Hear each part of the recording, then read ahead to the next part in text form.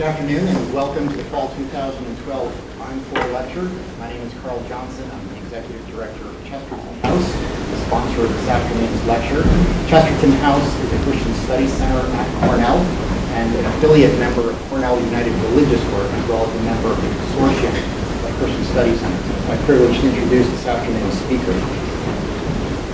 Chesterton House has been sponsoring a number of distinguished lecturers since 2000 in collaboration with a variety of academic departments at Cornell.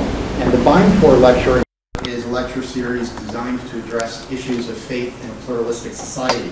It's made possible by Cornell alumnus Carl Neuss and his wife Elaine, and is in honor of the late Al Beimfohr and his wife Linda.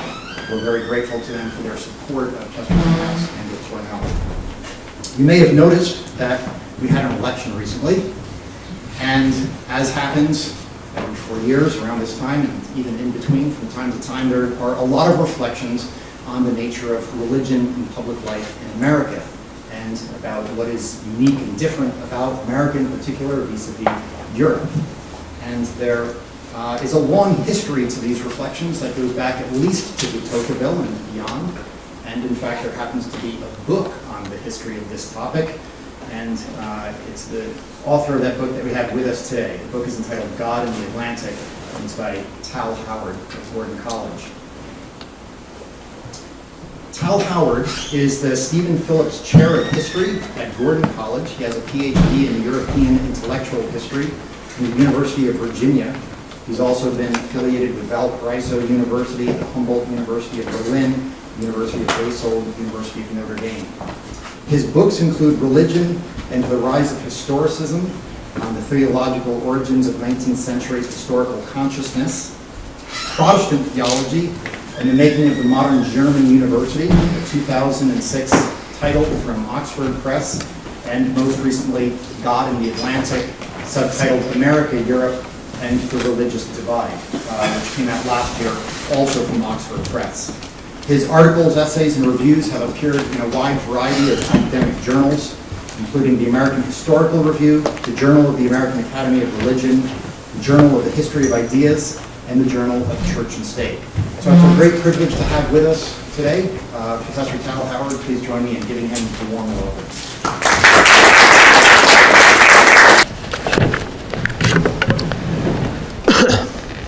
Well, it's an honor and pleasure to be here, and I'd like to thank Carl and the folks at Chesterton House for making this possible, and the Beimfohr family for establishing this lectureship in the first place. And I should say that my wife is actually a townie, grew up here in Ithaca, was an undergrad at Cornell, so I have a lot of affection for this institution. Actually, her maiden name was Sagan, and I met her in the University of Virginia.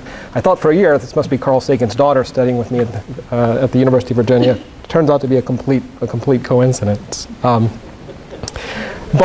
what I want to do this afternoon is summarize aspects of the book just mentioned, God in the Atlantic. It's of course a fool's errand to try to summarize a book in the space of an hour. But in thinking about how to go about this, I decided I would heed the advice that I often give to my students, and that's that you should be able to state the thesis of your paper in one sentence. Like my students, I found this would be very difficult, so I've allowed myself the prerogative of two sentences I'll give you here at the beginning. Thesis. While we often speak of a common Atlantic or Western civilization that encompasses Europe, Western Europe, and the United States, we also need to keep in mind that historically viewed, there are significant and abiding religious differences between the continents, the so-called Old World and the New World. To better understand transatlantic relations and some of the disaffections and misunderstanding that comes up from time to time, one needs to keep in mind what I call in the book an Atlantic gap or a God gap between Western Europe and the United States, especially in religious matters. So, two fairly long sentences. And probably many of you have had just a common experience of traveling to various places in Europe, and you see many cathedrals and you see many monasteries, but then you wonder, well, where are the parishioners and where actually are the monks? Same in the contrary sense, many Europeans often come to the United States, not everywhere in the United States, but certainly places like Birmingham, Alabama, or Dallas, or Louisville, Kentucky, and they say, gee, there's lots of Christians, but where are the cathedrals? And put differently, often in Europe, we encounter the aftermath of Christendom without the Christians, but in the United States, we experience the absence of Christendom, but with many Christians and other believers of different faiths as well. And this has been the subject of some study. Book and a sociologist. Many of you might be familiar with Peter Berger, and some colleagues came out with this a number of years ago. And you can see I stole the title of this for my lecture today, and it's a good book, really looking at the present situation. And I recommend that, but of course, this is the one you really want to buy right here. And as any author will say, even if you don't plan on reading it, you should buy it. Nonetheless, you should consider it. So what are some of the nature of these differences? And some of these will be quite familiar to most of you, maybe some aspects not that familiar, but we could start just with the First Amendment. And most of us here are probably familiar with its two clauses, the Disestablishment Clause and the Free Exercise Clause. And we're used to this as something that's politically normal, but this is a very radical development in human history, especially when you think of the European state church situation at this time. And to be sure, the church establishments existed at the state level in Massachusetts, where I'm from, up until the 1830s, but this is quite a novel development. Of course, there's a revolution on the other side of the pond in 1789 and thereafter, but one of the distinguishing features of the American Revolution was there was no ancien regime in a religious sense. No, there was not an entrenched powers of the established church. And one scholar has memorably described the American Revolution in religious terms as producing more of a freedom of religion, whereas the French Revolution, not in all cases, but especially in some of the more radical years of the 1790s, freedom from religion. There were no priests beheaded in the American Revolution, but quite a few were beheaded during the French Revolution. And that began to produce sort of different trajectories of development in religio-political matters. And most of you are probably familiar with Alexis de Tocqueville. Hands down, he's the single most quoted European commentator in the United States. He came to this country to study the prison systems in the 1830s, but what he really wanted to write about was democracy and its future. And one of the things that struck him immediately was, upon my arrival in the United States, it was the religious aspect of the country that first struck my eye. As I prolonged my stay, I perceived the great political consequences that flowed from this new state of things.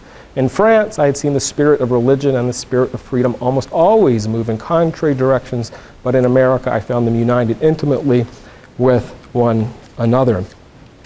And this tradition of religious liberty and the type of pluralism it began to produce has led throughout the 19th century and up to our own day to relatively higher levels of religious belief when you do various comparisons between the United States and Western Europe. There are a lot of historical factors for this. I won't go into all of them that I talk about in the book, but certainly the tradition of American revivalism. Those who've taken surveys of American history would have probably encountered the name of Jonathan Edwards and George Whitefield and Charles Finney. He's a scary looking guy in the corner. You wouldn't want that guy to be your dad. This is very important, I think, in shaping American religious dynamics and political dynamics to a certain extent as well. And of course, have to mention, given our recent election, Joseph Smith and the development of Mormonism during this time. Especially, I would want to emphasize the Second Great Awakening. After the United States is on the scene politically, after the First Amendment is a reality, you have this expansion into the frontier and the development of and the proliferation of new groups, the Methodists, the Baptists, Presbyterians, and tent revivals and camp meetings going on at this time. On the continent of Europe, this was not going on at this time. And this sense has produced a great vitality and diversity of religious belief. Actually, I meant to mention, I think one of the best books on the revivalist spirit in the 19th century and some of its long-term effects is a book by Nathan Hatch, used to be at Notre Dame, he's now the president of Wake Forest, The Democratization of American Christianity. But you see this today in the variety, the Amish community, mega churches, storefront churches, certainly Catholicism. You see it in statistics. These are Pew Forum on Religion and Public Life numbers from a survey taken in 2011. This is the number of Americans that would say religion is very important to them compared to other Western European countries. And you can certainly see the difference here in the way Americans, in demographic terms, think of the relationship between religion and morality at some level. Often, actually, I'll get my water here. You'll have to forgive me. I've been having this dry mouth problem lately, so I'm going to have to pause every now and then.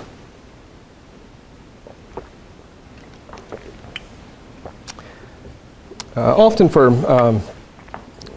some foreigners and others, when you speak of American religious dynamics, something like this, oops, there's another statistic, we'll just go over that. Something like this might come to mind.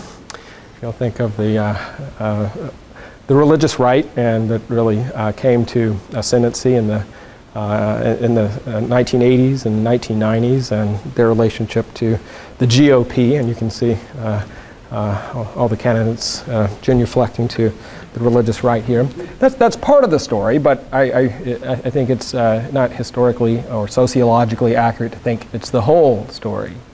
Just even with major public figures, you see people across the political spectrum. Martin Luther King, minister, the civil rights movement was suffused with religious fervor. Jimmy Carter, a Democratic president, the word evangelical first kind of came into circulation with a Georgia Democrat. Mike Huckabee, certainly Mitt Romney, Jesse Jackson, Al Sharpton I could put up, and of course America's best known religious figure is Ned Flanders of the Simpsons. Excuse me. Another distinguishing aspect, just to go back a little bit to the American Revolution and religious development in the 19th century and political development, was the relative lack of stringent anti-clericalism that you saw in Europe. In France, really going back even before the Revolution to the radical Enlightenment, figures such as Voltaire, who famously said, "Crush the infamous thing," in reference to the Catholic Church in France. The philosophe Diderot famously said that freedom would not come to Europe until the last priest was strangled by the guts of the last monarch. And so political modernity, political liberalism often was the transmitter of a very severe anti-clericalism. And there's some wonderful anti-clerical cartoons from the 19th century. I won't show you all of them, but here's the one of a priest teaching, and see there's a picture of the church, but the poor student is getting the math wrong, so he's being led astray. Here's one that is depicting that the clergy are weighing down the Latin peoples. So this is a poor commoner, and you have the kind of the fat, wealthy clergyman on top of him. You get that one probably. A lot of anti-clerical fervor was directed against the papacy, and after the French Revolution and throughout the 19th century, especially loathed Pope by Republicans, liberals, and secularists of variety stripes was Pope Pius IX, Pio IX, who was Pope from 1846 up until 1878.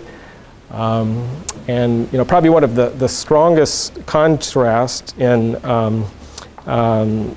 the creation of a modern nation state that you could draw between the United States and Italy in the 19th century, because as again, I assume many of you probably know this, but that the Pope essentially functioned as a secular monarch, a temporal king, and up until the liquidation of the Papal States in 1860, and eventually the Pope Pius IX considered himself a prisoner of the Vatican until the Concordat with Mussolini in 1929 that created the Vatican State that we know today. So it was there was great vitriol on both sides.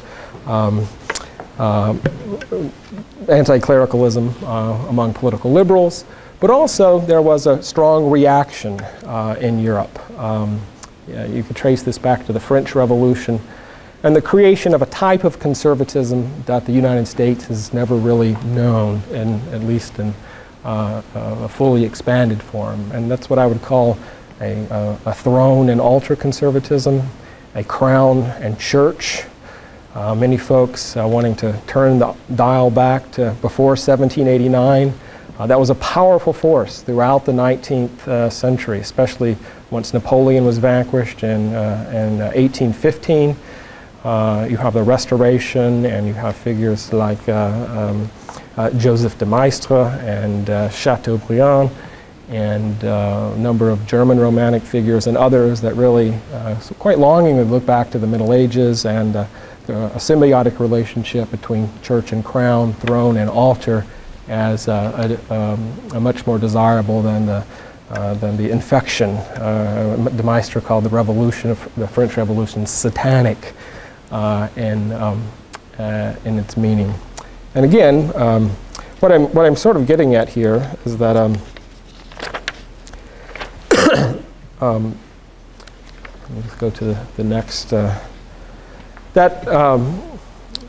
The U.S. political development in the 19th century never quite had the bandwidth, the breadth of Europe in the 19th century. The United States never developed socialist traditions that developed, after Karl Marx and some of the social democratic parties that come on the scene later in the 19th century, nor did it really have a throne and altar type of conservatism developed in Europe. And I put these three figures up because they're pretty influential and representative figures of Europe in circa the middle parts of the 19th century. Of course, Karl Marx and his idea that religion is the opiate of the masses, and it's sort of like the pus of a sick world. And once you finally overturn unjust working conditions, that religion will just peter away eventually, and that was a driving ideology, at least on the far left. A figure like Gambetta in the French Third Republic, who was sort of a person of the center, Republican, but nonetheless, one of his more famous lines is when he stood up in the French Parliament and said, "Clericalism, that's the enemy." And there was a long fight between clerical forces and anti-clerical forces in France in the late 19th century, culminating in the French separation of church and state laws of 1905. But then again, I would call your attention to the far right and Count Metternich, the Austrian architect of the Restoration Order, who believed the necessity of state churches, the necessity of throne and altar. And here's another way I illustrated this, that just in the very far left, and of course in the early parts of the 20th century, you have the Bolshevik Revolution and a very destructive type of anti-clericalism. And I used just the Church of Notre Dame to illustrate the far right. But all of those figures really were not functioning in the American religio-political system conditions of the middle 19th century, but they're fairly illustrative of certain European trends. Of course, some that were quite destructive if we go into the 20th century.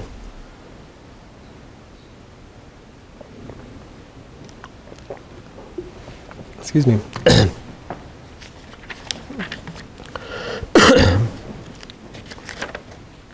Oh, does it need to be cut up some?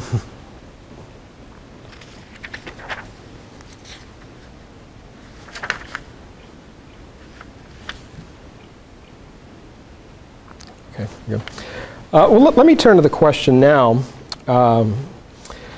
of how American traditions of religious liberty and vitality and the kind of pluralism look through European eyes. And a lot of my research dealt with travelers to the United States, but also those in Europe lecturing on this strange new country that had taken root across the Atlantic.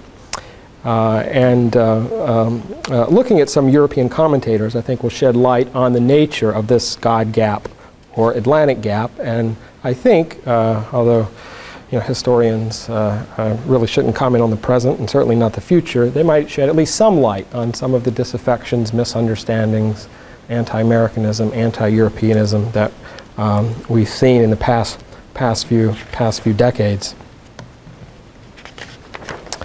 Let me start with the right, and here from the European right, again the thrown in alt-right, the American experiment in disestablishment often came across as sheer madness, the decentralizing of religion, throwing religious belief to private judgment, throwing religious belief to the private judgment of every person seemed like a sure recipe for social chaos, confusion, and disorder. And this critique of America was pervasive and persistent. And again, I think in some respects, while this type of thrown in alt-right no longer exists in Europe today, I think in some ways it has continued on. Let me give you a quote now by, oops, went too fast there. This is actually one of my favorite quotes in the whole book. It's by a Swiss-German theologian named Phillips, and he came to the United States in 1844. He was a native of Switzerland, but he did his studies in Germany at Tübingen and Halle and the University of Berlin. But he wanted to come to kind of work with the German immigrants in the United States, and he changes his position significantly. So later on I'm going to bring him up as a more centrist figure, but I think, and I have his picture later on, but I don't have it here, but I want to give you this quote. When he first came over in 1844, he gave a lecture in Pennsylvania, and the title of it was a book published later called The Principle of Protestantism, and this is how he sized up the United States. Again, keep in mind he's from a state church background. Here you have all the revivals, the Second Great Awakening taking place, frontier expansion, a First Amendment creating the legal conditions of religion in the United States. And here he writes, tendencies which have found no political room to unfold themselves in other lands wrought here in the United States without restraint. Thus we have come gradually to have a host of sects which is no longer easy to number, and that still continue to swell from year to year. Such is the aspect of this land, a variegated sampler of all conceivable chimeras and dreams. Every theological vagabond and peddler may drive here his bungling trade without passport of license and sell his false ware at pleasure. What is to come of such confusion is not now to be seen. So, number of other figures and some quotes I'll give you. This is from the famous novelist Anthony Trollope. For myself, I love the name of state and church and believe that much of our English well-being has depended on it. I have made up my mind to think that union good and not to be turned away from that conviction. I feel very strongly that much of that which is evil in the structure of American politics is owing to the absence of any national religion, and that something also of social evil has sprung from the same cause. His mother, who traveled around the United States in the 1820s and 1830s, arrived at a similar position. It is impossible in witnessing all these unseemly vagaries, she wrote, not to recognize the advantages of an established church as a sort of headquarters for quite unpresuming Christians who are content to serve faithfully without insisting upon each a little separate banner embroidered with a device of their own imagining. I have quite a few of these. So Charles Dickens had something similar to say. He said that the contrarian spirit, basically, of the United States, if they established a church, they would immediately try to disestablishment. Here's a figure you're probably not familiar with, Ferdinand Kronberger, an Austrian novelist, and he wrote a very popular book in 1841 entitled Amerika müde, sort of weary of America, tired of America. And he has one character, this Dr. Moorfield, in his book, exclaimed the following: "In Europe, where there are established churches, the clergy exist with a fixed and distinguished position and with a feeling of corporate identity. This provides comfort, rendering them often amiable members of society.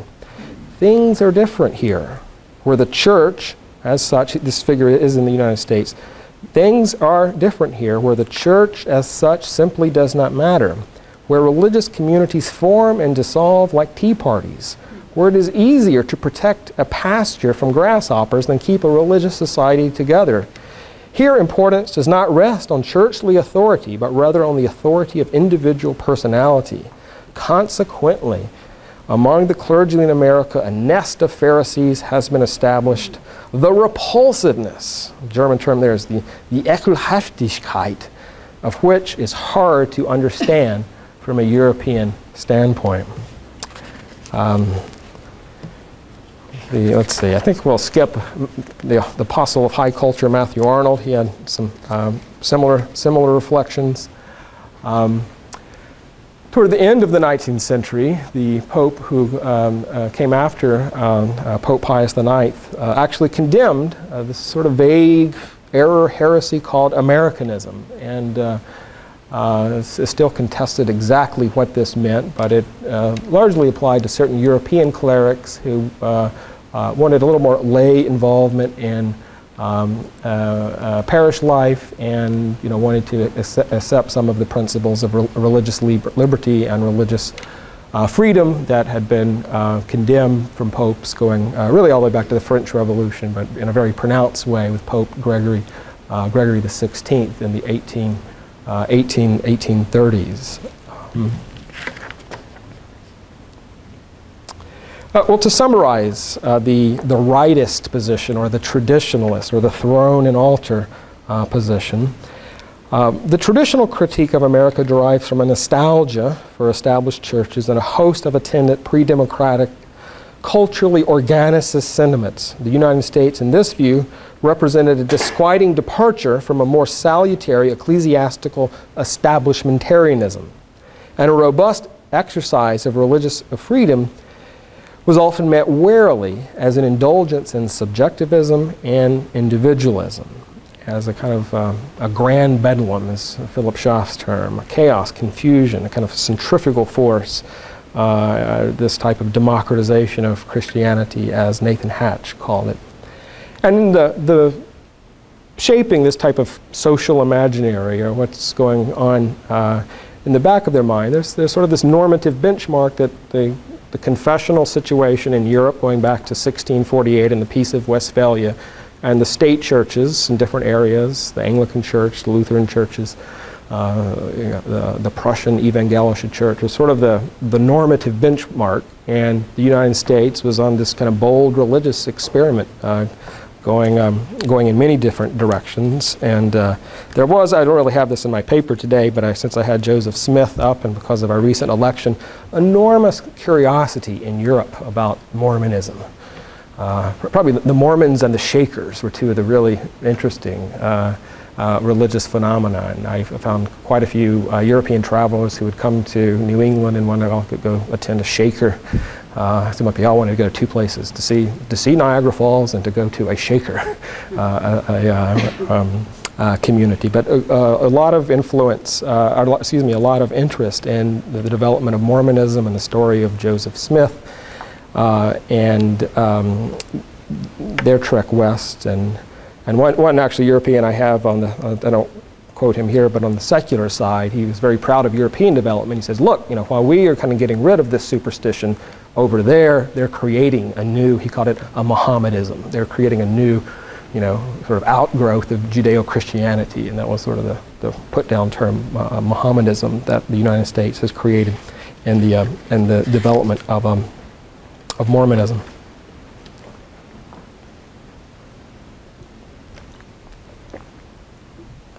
Well, let me turn from the right to the left, and I'll quote myself here. For those who have advocated or assumed the historical normativity of the European route of secularization, which is to say that the French revolutionary model was the more exemplary and with its kind of anti-clerical potency was the benchmark. For those who have advocated or assumed the historical normativity of the European route of secularization, the United States appeared to have taken a peculiar road to modernity, one whose revolution, unlike the French Revolution, congenitally lacked sufficient secularizing impulses.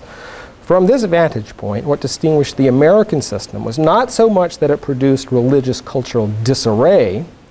Now, that's more the traditionalist criticism that I outlined, but that it preserved variants of dogmatic pre-modern religiosity all too well. Sectarian and obscurantist variants, to be sure, and one stubbornly impervious to enlightenment or elimination. Criticism from the left thus focused more on cultural backwardness, a progressive fear, more than cultural anarchy, a conservative fear. And I looked at some folks from the late 18th century, also the Saint Simonians, or some proto-socialists. And let me just give you, and certainly a number of Marx and Engels and others. Let's go over, we're going to skip here. But here's Michel Chevalier, a Saint Simonian who traveled to the United States in the 1830s, I believe. His conclusion was the Yankees, the Americans, have carried a retrograde tendency to the greatest extreme. They have, except in some few points, relapsed into Judaism.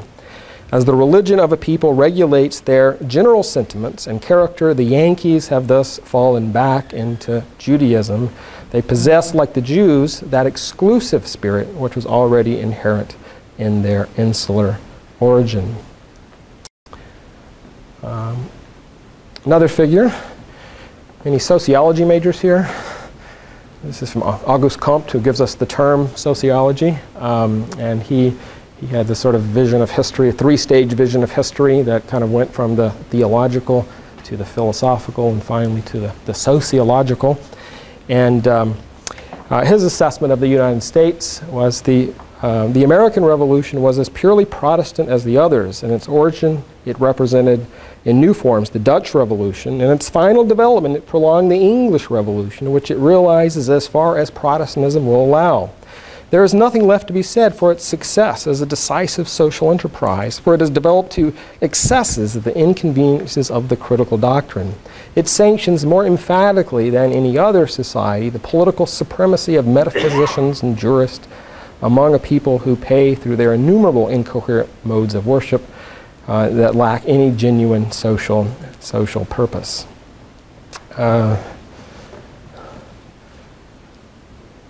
We'll skip Pierre Proudhon and go to,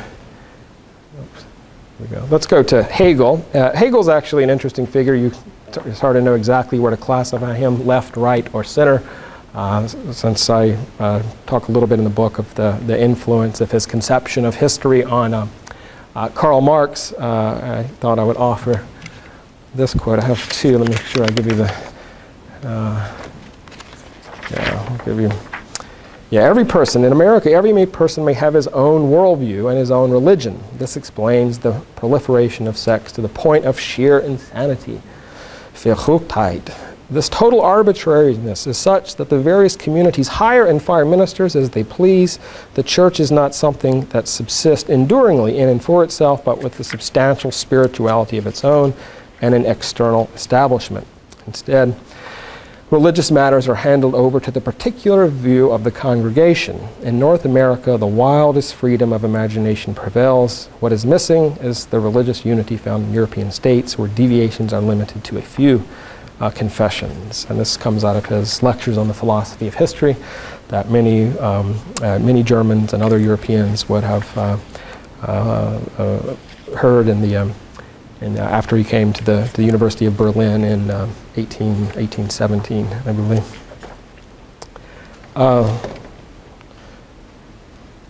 Karl Marx, of course, an enormously influential figure. Let's see, I have a slightly longer quote here. Let me read it. North America, he wrote in his essay, The Jewish Question of 1848, is preeminently the country of religiosity, as Beaumont Tocqueville and the Englishman Hamilton assure us in unison. However, the states of North America only serve as an example.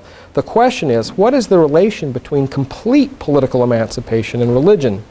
If we find in this country, which has attained full political emancipation, that religion not only continues to exist, but is fresh and vigorous, this is proof that the existence of religion is not at all opposed to the perfection of the state, but since the existence of religion is the existence of a defect, the source of this defect must be sought in the nature of the state itself. And if I may gloss that longer quote a little bit, that it was such a firm conviction for him that religion was an opiate of the masses, that it was sort of just ipso facto true that the democratic revolution of the United States, since it hadn't abolished religion, but it seemed to be going up, as Tocqueville and others seem to suggest, that this was a deficient revolution. It was simply a liberal bourgeois revolution that needed superseding by a socialist revolution. And then one further quote from his famous essay, The 18th Brumaire of Louis Bonaparte.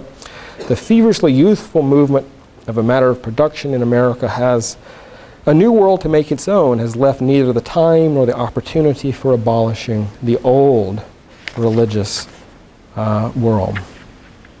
I'll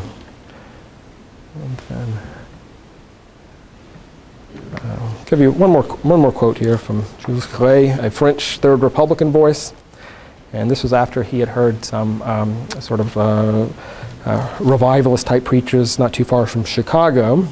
He wrote, when hearing about this fabulous exploitation of human gullibility by such preachers, don't ask yourself whether you are not living in the Middle Ages or dealing with some tribe of Sudan. Surely the sociologists will have to understand before they can generalize how one can find in one population the most acute practical sense, the most ruthless and concrete realism and material and mechanical advances at their highest point of development, coexisting with childlike credulity, illogicality, and hopeless unreason. How can the United States seem to be an industrial powerhouse, but also have this religious vitality? That was troubled him. It was, Max Weber was very interested in this question too, and he's another figure I treat in the book. The relationship between industrialism and capitalist sensibilities and the type of religious dynamics I found. Water.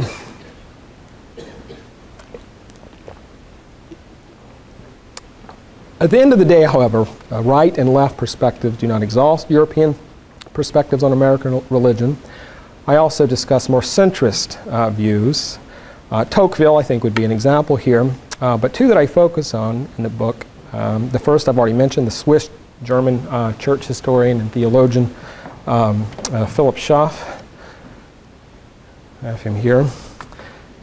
He lived in the United States from 1844 He taught at a little seminary, Mercersburg Seminary in Pennsylvania, and finished his career at Union Theological Seminary, dying in 1893.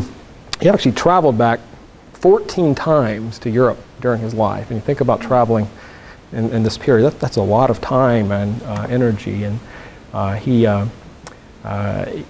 actually got me in this project, interested in this project in the first place because of some lectures that he gave on American civilization. I thought, this is an interesting genre. Europeans were kind of going back, trying to explain, this is what's going on over there. And he and others treat the, and certainly Tocqueville, treat the religious dimension quite extensively. But toward the end of his life, even though when he came over in 1844, my earlier quote, he did not have a very sanguine outlook, toward the end of his life, he sort of shifted.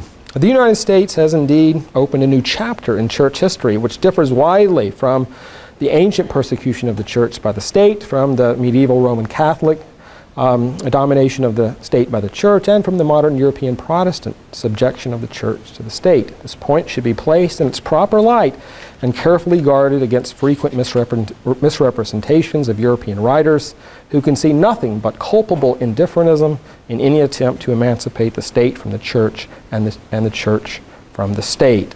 So he really began to appreciate the American tradition of religious liberty.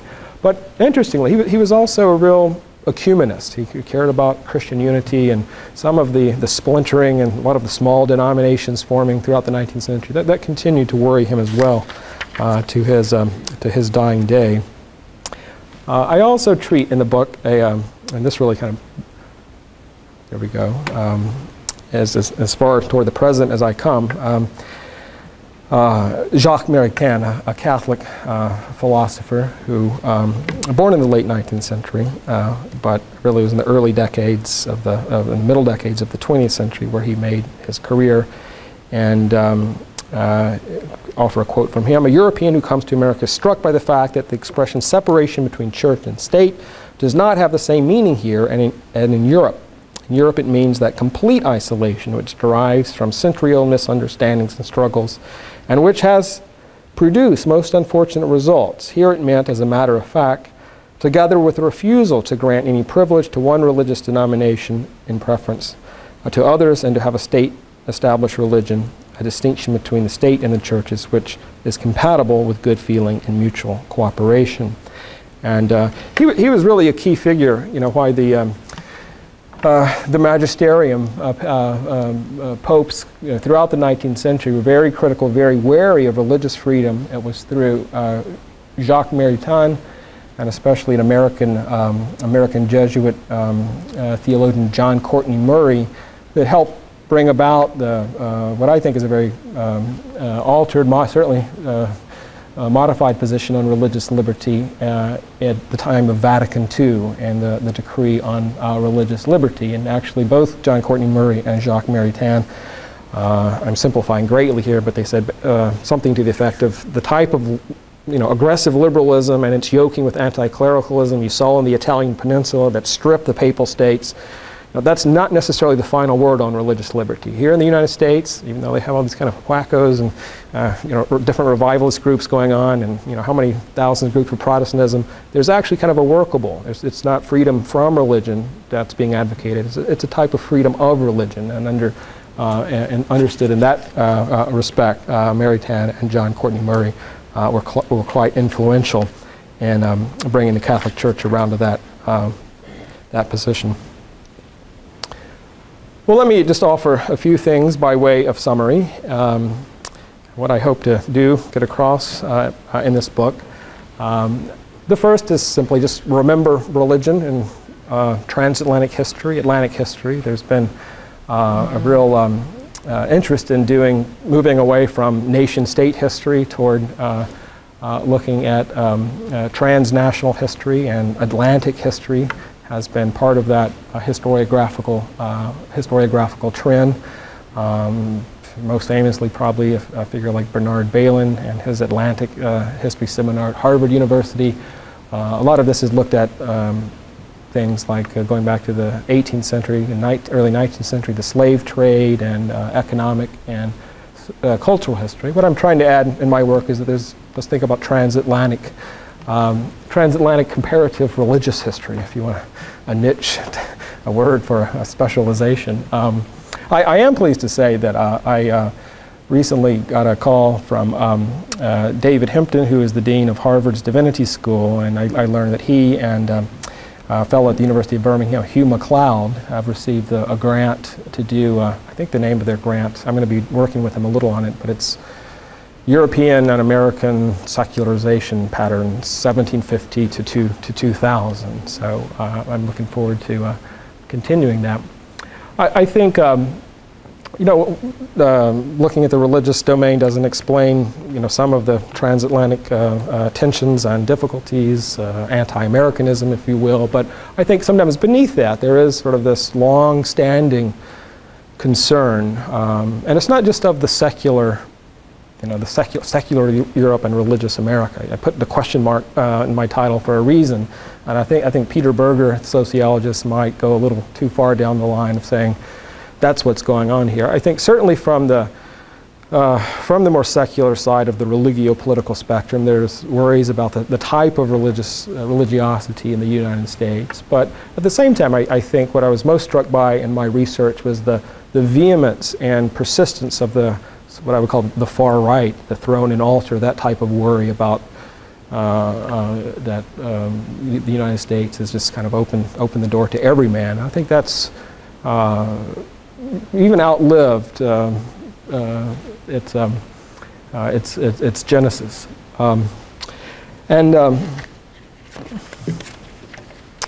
One sort of metaphor I use in my conclusion, I have another quote here, but let me just explain it. And I draw this from the political theorist Hugh Hacklow, who I believe is at George Mason University, and he talks about sort of the French Revolutionary model was more of sort of a zero-sum game. That if political modernity was going to come to a place like France that had, you know, an entrenched clergy, an entrenched church, it was perceived that the type of secularism generated is much more a type of take no prisoners secularism that developed at the time. And the United States, where there's certainly a fastidious separation of church and state, you know, remarkably, there's always been this, and I think as Tocqueville very astutely recognized, that there's always been this kind of influence that kind of goes between the two, even though in a strictly legal sense there is a separation. And yeah, well, I think I'll call it there. I'll leave you with a cliffhanger. Rethinking secularism in Europe was another concluding point I was going to make. But why don't we just call it there, and time for Q&A. Is that right?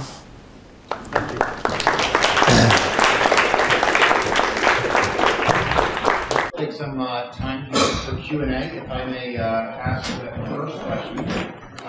What I found myself wondering as I listened to you speak is you framed the talk as the First Amendment, and we're returning to it again at the end.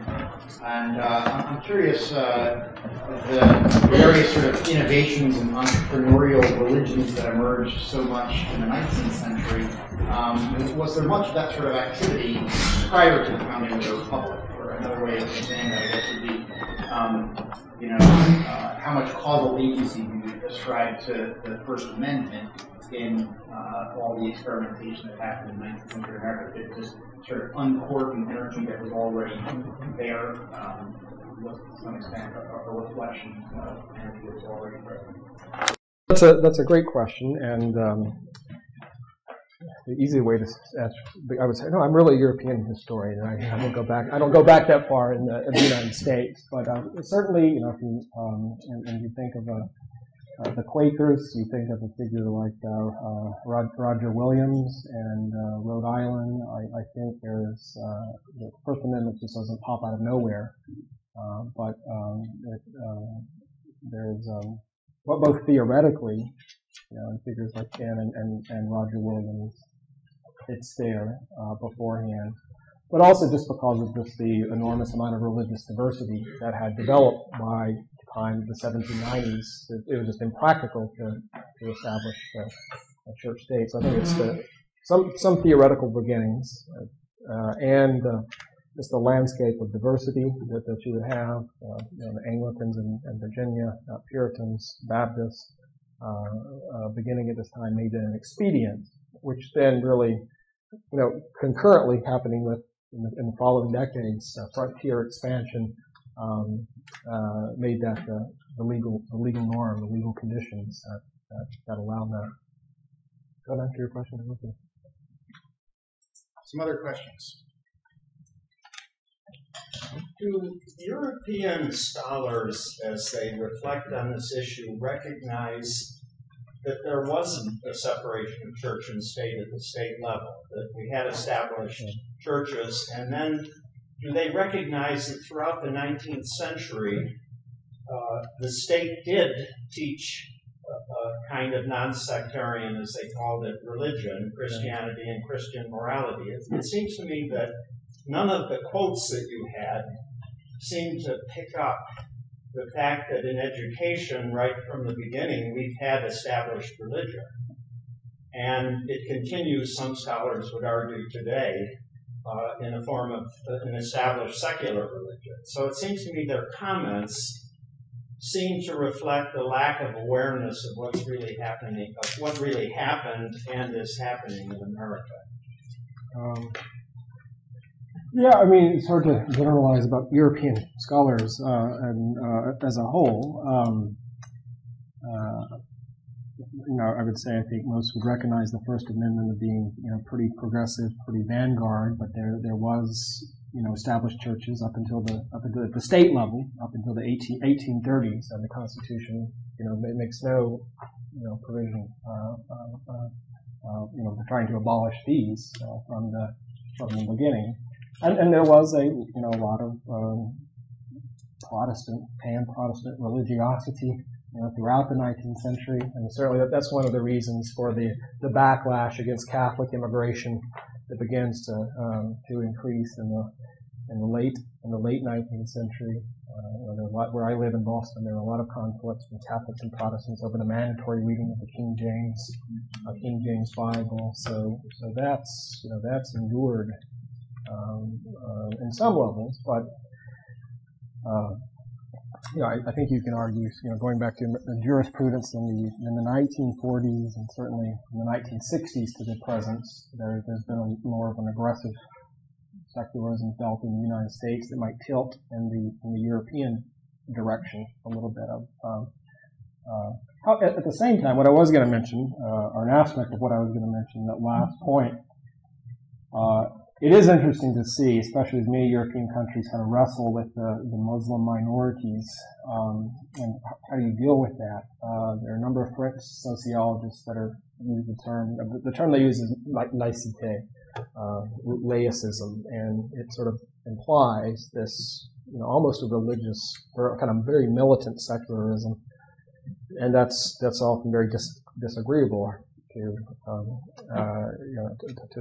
Muslim communities. So that they're actually speaking of sort of laicism or secularity, American style, and even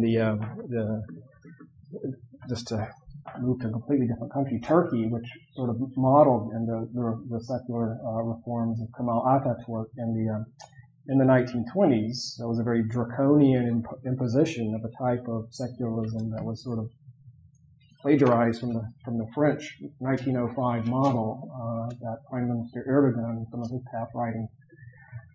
So we need to get to a laicism American style, that we want to figure some way to, where it was not just secularism enforced by the military and all Muslims sort of shunted into other part of life. We have to figure out some via media, some middle way, and that's a term that we use with American style secularism.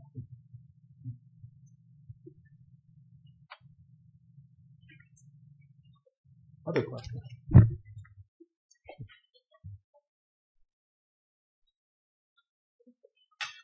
Okay. Do any of the European writers, as you move on into the 20th century, do they tie in their sort of snobbishness towards American religion and so on with, in a sense, there's almost a kind of dark humor that Europe became extreme in their anti-Semitism and the revolutions, and in a wonderful sort of way, America's avoided much of that kind of extremism that as you use those quotes in the kind of sense of superiority, it just struck me that in a way the demons were being let loose. Yeah. And Europe, if you look particularly after World War II and so on, it's so bizarre in a way. Do they sense any of that connection at all? And just by that connection, maybe just amplify. Well, the fact that they were so belittling of the fact that America rested morality and so on to some degree on religious convictions, and they, at least the intelligentsia, went more with the radical secularism. But look at the results that came out of it. Yeah, again, it's hard to generalize, but I think some would be aware.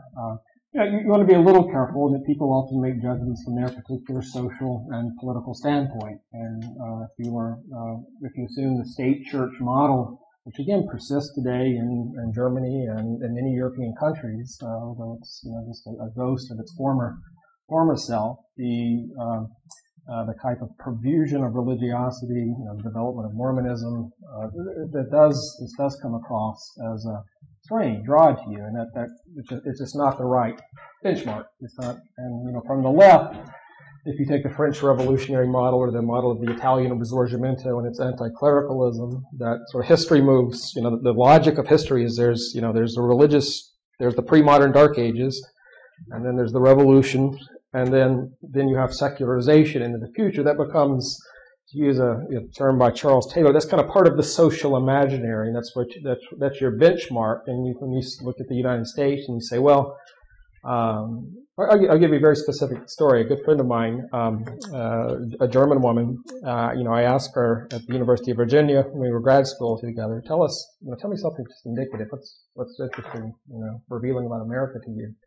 And the story she said was, when I was a teenager, I was out on the West Coast, and I was staying with this woman, an evangelical Christian. She was in the 1990s. And she told me about this prayer journal she kept on her computer. And she said, what really just bothered me was this computer was more advanced than any I'd seen in Germany at the time. And this idea of sort of advanced technology and keeping and logging a prayer journal and your, latest, she said, what do we do with this? It just was not part of her social imaginary that modernity should have turned out this way in California. That's the thing she was trying to figure out. I think I've wandered from your question a little bit. Certainly, one point I was going to make, and I've often been asked about, well, where is this old throne and altar, crown and church conservatism? I mean, you find it in, corners and niches and some nostalgia for, the age of monarchy. But probably, because many of these figures made their peace with fascism in the 1920s and 1930s, once that was massively discredited through the Holocaust and the war, that was virtually eliminated. But again, I think some of the sensibilities of a type of supercilious that the European model is kind of the provides some kind of normative benchmark, continues in some ways, and a type of a sort of sometimes you can see it on sort of the far left, kind of a Marxist reading of history spiced with a kind of aristocratic hauteur as you look across the Atlantic.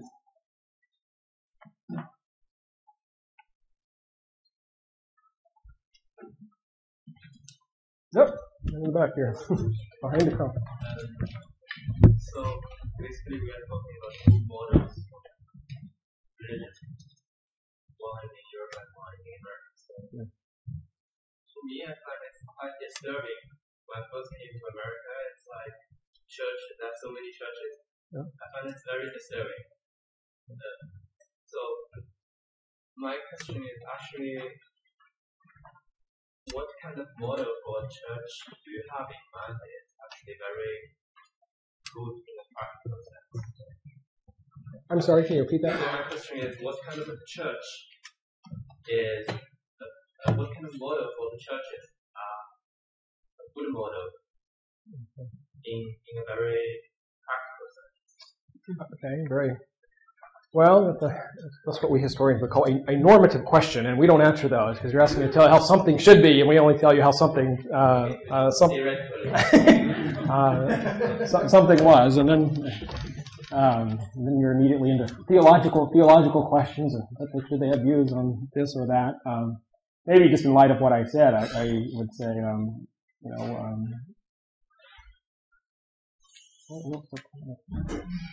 it's to answer a normative question like this after a historical lecture. Certainly one that's peace-loving. Certainly one that sort of practices piety as they understand it. I certainly would be a proponent of the type of religious freedom that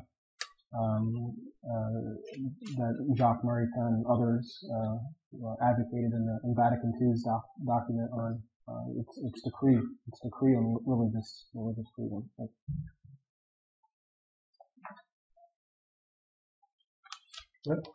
Question is, it seems very Christian-based in this model. Is secularism the same?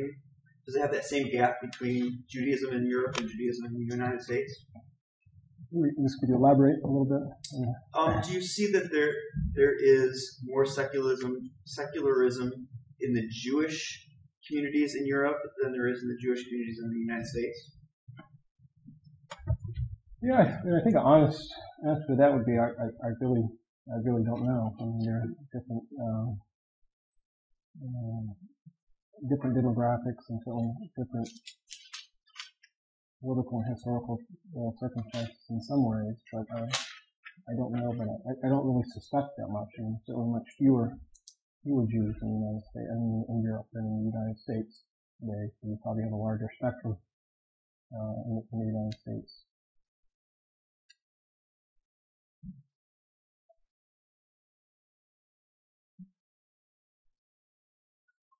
Number 3.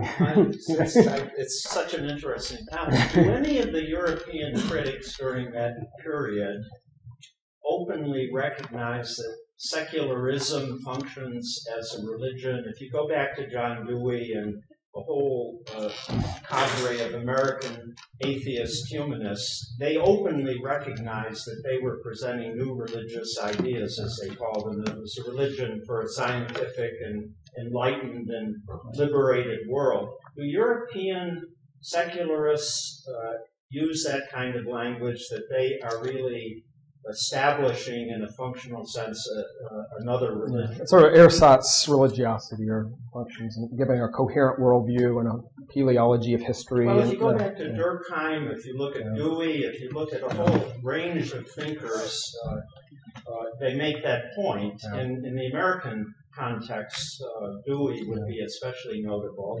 But it seems to me that if you view religion functionally as that dimension of culture that addresses the ultimate questions of meaning and purpose and so on, Marx would be a religious figure in that sense. Do they ever talk about that? No, a good question. Very explicitly, and like some of the Saint Simonians in France and Auguste Comte, toward the end of his life, it gets a little bizarre, and he understands, what he's doing is just kind of forming a type of religion. He speaks of the French Revolution as sort of the great purgative that purges everything. And what had happened after the French Revolution was there was just kind of chaos. There was Napoleon. What Europe needed was a kind of a coherent worldview.